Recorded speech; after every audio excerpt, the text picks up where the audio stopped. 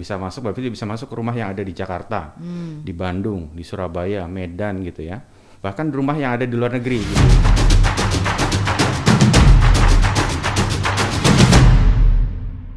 Halo Sobat Belajar, jumpa lagi di podcast Dijen PAUD, Dikdas, dan Dikmen. Hari ini kita akan bincang-bincang seru nih mengenai topik yang sangat menarik, yaitu mengenai platform pembelajaran daring. Di era pandemi ini, peran platform pembelajaran daring menjadi lebih penting daripada sebelumnya. Hal ini dikarenakan terjadinya peningkatan kebutuhan peserta didik, dikarenakan mereka harus belajar dari rumah. Nah, oleh karena itu, Kemdikbud dan Ristek melakukan beberapa inovasi untuk menciptakan platform pembelajaran daring yang bervariasi untuk bisa memenuhi kebutuhan peserta didik tersebut. Alhamdulillah telah hadir bersama kita narasumber pada hari ini, yaitu Bapak Wibowo Mukti Eskom MSI. Beliau adalah Subkoordinator Pengembangan dan Pengendalian Substansi Pemanfaatan Teknologi Pembelajaran Pusdatin. Apa kabar Bapak? Sehat ya Pak ya? Alhamdulillah sehat. Untuk dapat memanfaatkan platform pembelajaran daring dari Kemdikbud dan Ristek, kan diperlukan ini ya Pak ya, akun pembelajaran. Nah, untuk itu kita mau tahu lebih dulu nih Pak, apa sih yang dimaksud dengan akun pembelajaran Pak sebetulnya Pak Bowo? Ya, begini Mbak Fitri, saya mungkin akan memberikan konteks latar belakang sedikit ya terkait dengan apa itu akun pembelajaran gitu ya. Seperti kita tahu di masa pandemi tahun 2020 kemarin, ketika pertama pandemi itu masuk ke Indonesia, di mana berbagai transaksi pertukaran informasi antara guru dan siswa gitu ya, yang biasa terjadi di dalam kelas gitu ya, di sekolahan gitu ya, itu tiba-tiba harus terhenti gitu dan beralih kepada ruang-ruang digital atau ruang-ruang virtual, di mana tidak semua guru dan siswa itu siap menghadapi itu semua. Cuma mau tidak mau, suka tidak suka, kita harus berhadapan dengan itu semua. Betul, gitu ya. Oleh karena itu memang ada beberapa langkah yang harus kita ambil, artinya kita harus siap menghadapi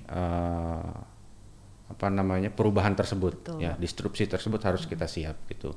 Oleh karena itu ada beberapa transformasi pendidikan, terutama memanfaatkan teknologi. Jadi transformasi lebih kepada arah pendidikan digital gitu. Nah, itu yang harus kita siapkan. Dan pada waktu itu tahun 2020, karena pembelajaran harus dilakukan dengan jarak jauh gitu ya, maka banyak juga berbagai startup baik yang dari dalam negeri maupun luar negeri. Betul, gitu Pak. Ya, itu mengembangkan berbagai layanan untuk pendidikan, untuk belajar dari jauh. Marak gitu. Sekali ya Pak ya? Marak sekali, banyak sekali bermunculan gitu. Banyak startup yang memang belum banyak orang tahu, tapi ada juga startup yang memang sudah familiar dengan, ya iklannya juga banyak. Iklannya banyak gitu ya. Masif sekali. Masif sekali, baik yang dari dalam negeri maupun luar negeri. Betul. Nah, itu yang menjadi sedikit latar belakang. Nah, pada titik itulah Kementerian Pendidikan itu melakukan beberapa inovasi di bidang pendidikan. Nah, salah satunya adalah mengembangkan SSO atau Single Sign-On gitu ya, di mana Single Sign-On ini merupakan satu autentikasi ya, mekanisme autentikasi untuk login ke ke layanan elektronik dengan menggunakan satu akun saja, satu akun dan satu password gitu ya. Jadi SSO itu memberikan para penggunanya kemudahan untuk mengakses ke berbagai layanan digital. Misalkan Mbak Fitri nih, saya berikan satu kunci gitu ya. Satu kunci untuk mengakses masuk ke berbagai rumah. Misalkan bisa masuk, berarti bisa masuk ke rumah yang ada di Jakarta, di Bandung, di Surabaya, Medan gitu ya. Bahkan rumah yang ada di luar negeri gitu. Asik ya, di Singapura tinggal bawa satu kunci aja tinggal masuk, di Eropa, di Belanda, di Amerika. Jadinya one stop learning gitu ya Pak? Betul, ya itu kita sebutnya single sign on. Dengan satu kunci itu bisa masuk ke berbagai layanan aplikasi pembelajaran.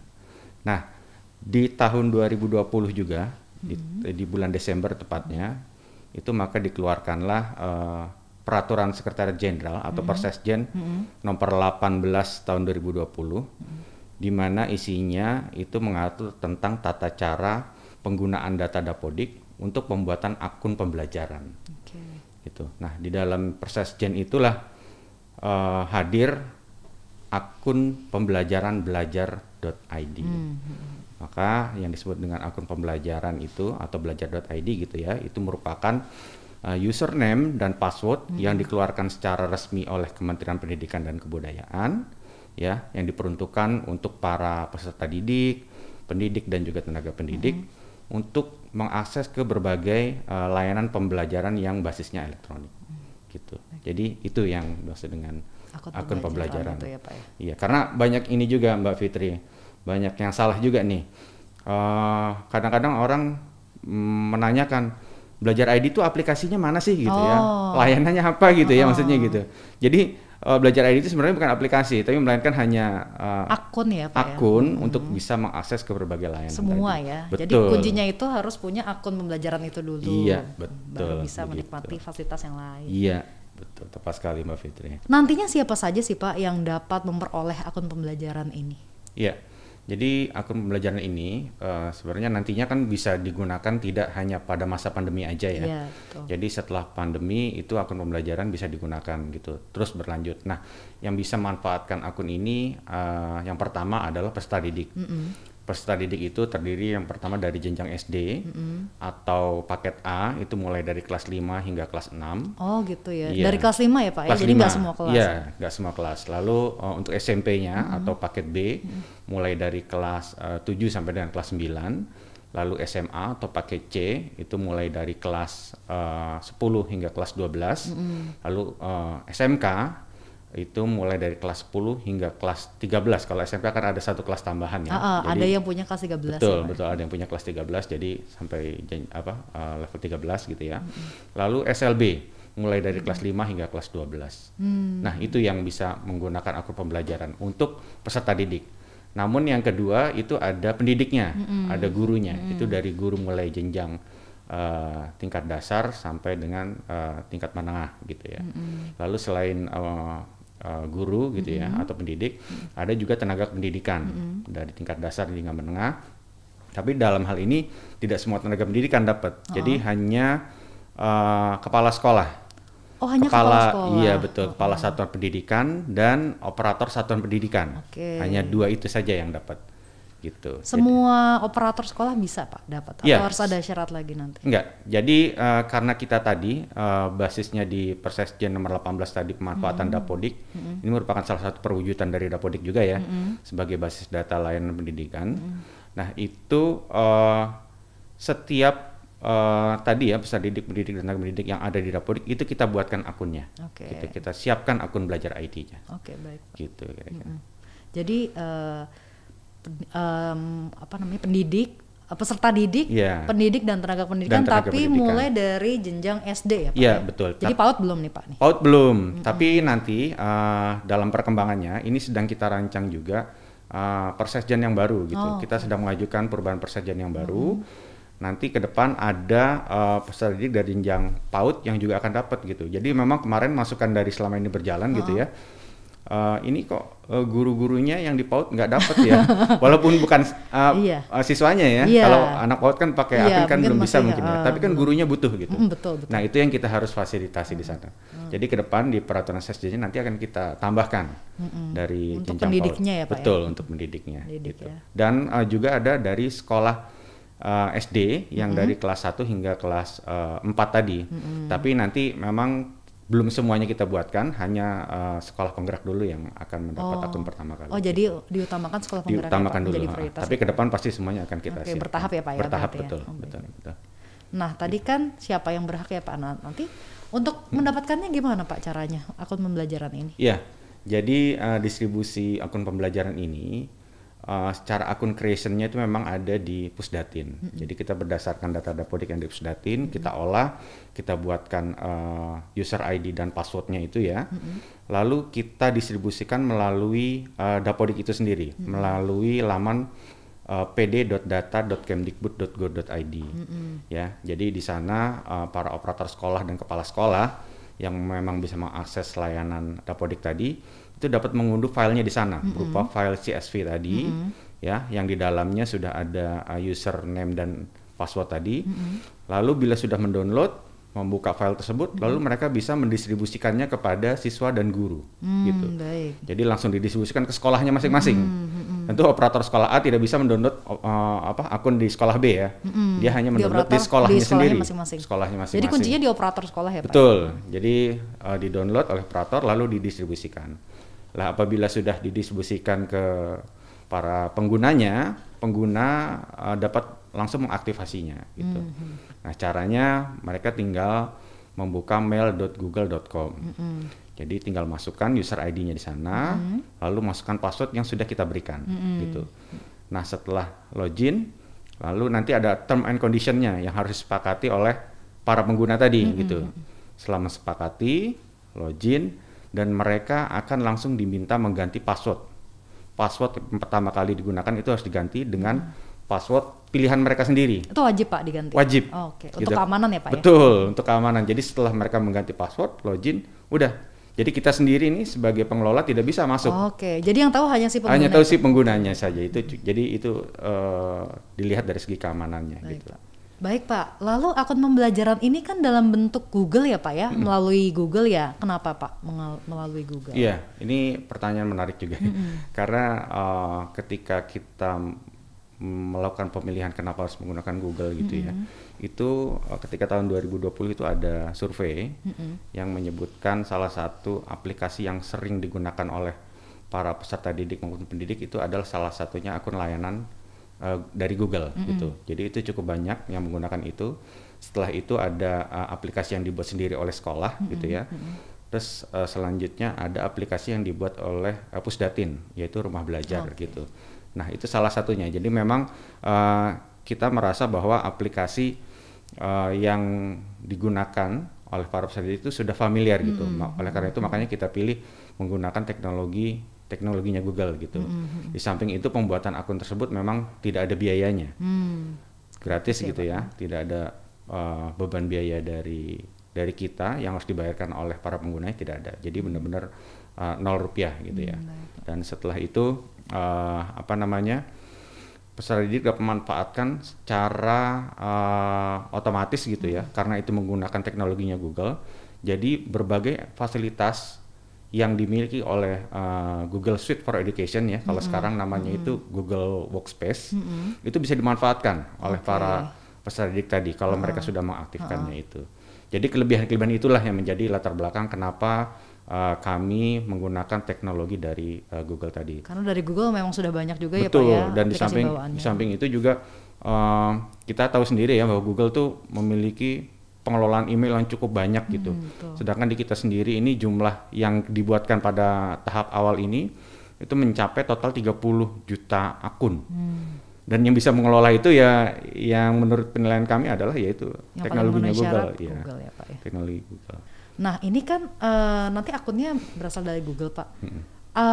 Pengguna akun pembelajaran ini nantinya mungkin nggak Pak? Ada kemungkinan nggak untuk bisa menggunakan fitur-fitur atau aplikasi atau layanan dari perusahaan lain selain Google? Oke, baik. Jadi memang karena teknologinya yang tadi saya sebutkan itu adalah SSO ya, single sign on, yang bisa mengakses ke berbagai layanan tadi.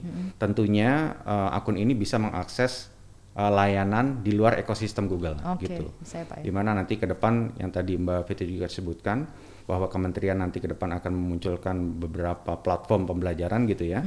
Nah itu kan bukan produk dari ekosistemnya Google ya, itu di luar ekosistemnya Google. Dimana nanti ke depan kita bisa mengakses menggunakan akun belajar ID tadi. Gitu. Bisa ya. Jadi artinya dengan akun ini kita bisa mengakses ke berbagai aplikasi di luar ekosistem Google. Gitu. Baik. Nah ini pertanyaan yang nggak kalah penting nih Pak nih, sangat penting sekali. Bagaimana Pak keamanan data pengguna yang sudah membuat akun pembelajaran ini? Ada jaminan keamanan nggak sih Pak sebetulnya? Jadi dari awal ini memang kita concern betul ya terhadap hal ini. Keamanan data ini penting nih saat ini gitu. Jadi kalau terkait pengelolaan keamanannya kita sudah menyesuaikan dengan aturan perundang-undangan yang berlaku. Terkait dengan kerahasiaan data, kerahasiaan informasi, kerahasiaan aktivitas yang ada di dalam akunnya gitu. Kita sendiri sebagai pengelola itu tidak bisa melihat file apa saja yang disimpan oleh pengguna gitu ya. Oh, nggak bisa ya Pak Nggak ya? bisa. Jadi ya Pusdatin gitu ya sebagai pengelola mau lihat nih siswa A atau guru A itu isinya apa aja, itu tidak bisa sampai seperti itu. Nggak bisa Gitu. ya Pak ya? Jadi memang secara keamanan kita jaga betul. Keamanannya terkait dengan informasi dan lain sebagainya itu kita sudah sesuai dengan aturan perundang-undangan yang berlaku. Baik Pak, ini aja password juga harus diubah Iya, lagi ya Pak ya? password harus dirubah lagi. Jadi nanti password yang baru tidak akan tahu ya Pak? Iya, tidak ada akan tahu. Dari segi pengelola ya. Baik. Iya. Lalu untuk penggunaan atau kepemilikan akun belajar.id ini sebetulnya diwajibkan nggak sih Pak dari Kemendikbud Pak? Iya. Jadi kalau diwajibkan itu tidak, enggak, itu ya. menjadi opsi saja gitu ya. Namun ke depan kami menyarankan untuk menggunakan akun belajar tadi, karena nanti berbagai informasi resmi dari Kementerian Pendidikan itu akan kami sampaikan melalui akun belajar tadi ya. Tapi menjadi salah satu jalur ya, bukan satu-satunya jalur, tapi salah satu jalur komunikasi antara kementerian dengan pendidik, peserta didik dan juga tenaga pendidikan. Salah satunya adalah melalui akun pembelajaran tadi. Gitu. Nah, ke depan juga berbagai aplikasi atau layanan platform yang dikeluarkan oleh Kemdikbud tadi itu juga akan menggunakan akun tersebut untuk loginnya. Gitu. Jadi sehingga kami menyarankan kepada para sobat belajar gitu ya untuk segera mengaktifkan akun belajar tadi, karena dengan kelebihan-kelebihan tadi ke depan ini sangat bermanfaat sekali. Gitu. Berarti ke depannya manfaat dari pengguna yang sudah memiliki akun pembelajaran ini akan lebih banyak ya Pak ya? Iya betul, banyak sekali dan terus berkembang ya tentunya ya sesuai dengan seiring kebutuhan. dengan Kemendikbud dan Ristek terus melakukan inovasi platform pembelajaran daring. Betul. Jadi kan memang arahnya kita menuju ke transformasi pendidikan digital ya, ke arah digital. Nah, salah satunya ya menggunakan akun belajar tadi.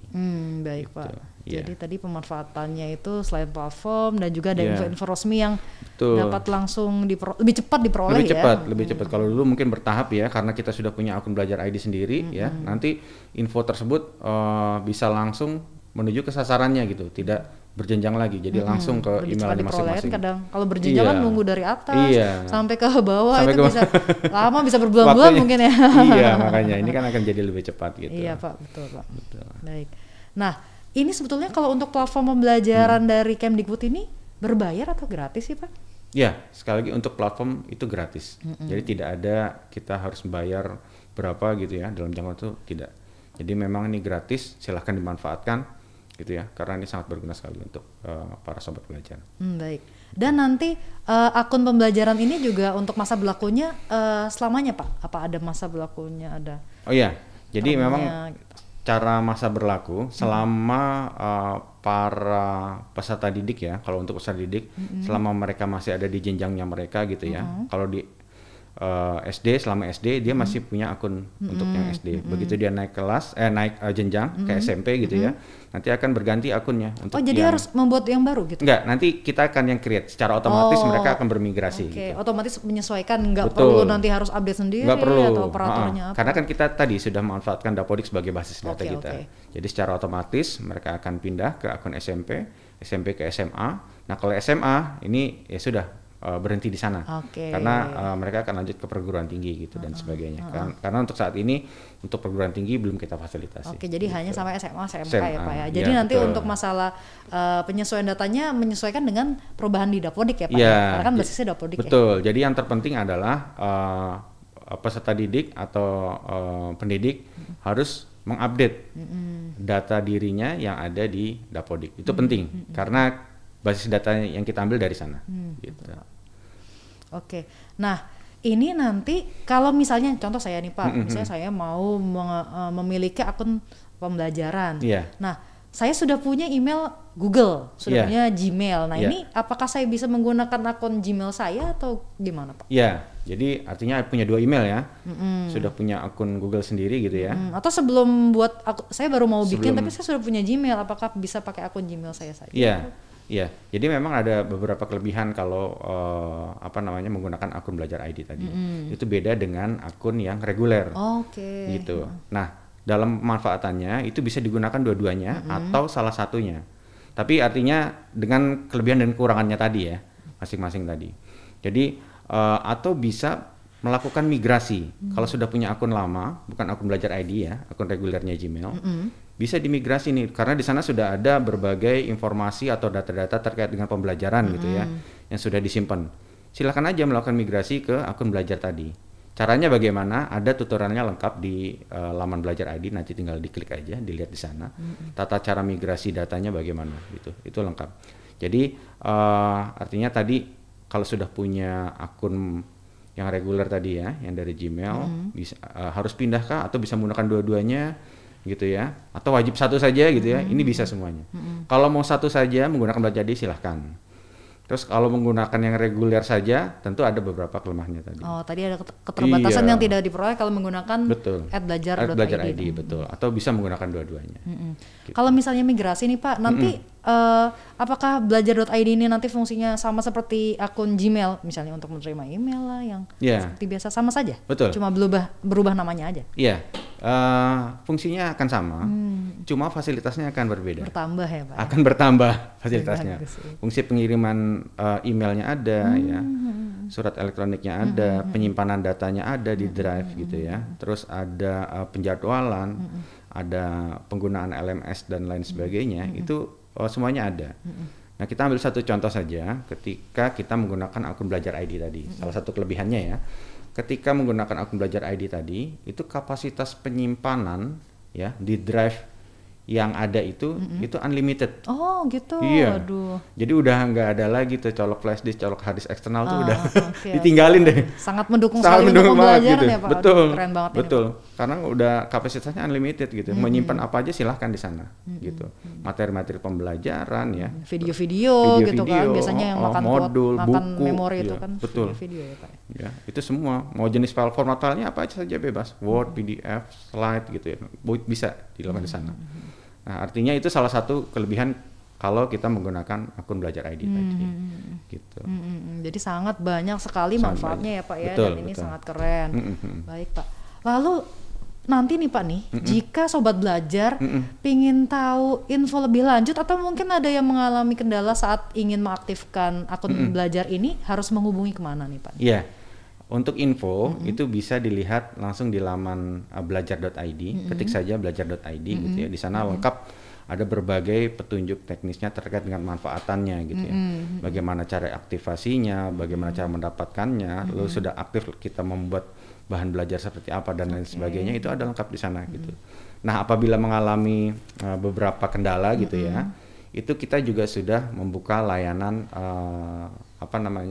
helpdesk gitu ya, seperti helpdesk gitu ya, melalui ultkemdikbud.go.id. Jadi apabila mengalami kendala silahkan menghubungi ULT, nanti akan dilayani oleh operator yang ada di ULT, lalu akan dicatat, akan diberikan tiket gitu ya, tiket permasalahan gitu ya, nanti akan kita tangani gitu, akan kita eskalasi penanganan masalahnya. Baik. Jadi tidak usah khawatir, tidak usah ragu-ragu, bila mengalami kendala silahkan saja menghubungi layanan ULT tadi. Baik Pak ya, jadi ke depan semoga tidak ada alasan untuk Iya. tidak buat akun pembelajaran ini. Iya, apalagi nggak pakai ya, sayang sekali. Iya, tapi memang ada beberapa case begini. Ketika mendownload file CSV gitu ya, ada beberapa peserta didik yang belum mendapatkannya gitu. Nah, kalau belum mendapatkan tuh nggak usah khawatir kok, yang dapat misalkan sekolah ini siswanya 100 gitu ya, beserta gurunya gitu ya. Tapi file di CSV itu cuma ada 50 akun, sisanya kemana nih Pak gitu ya.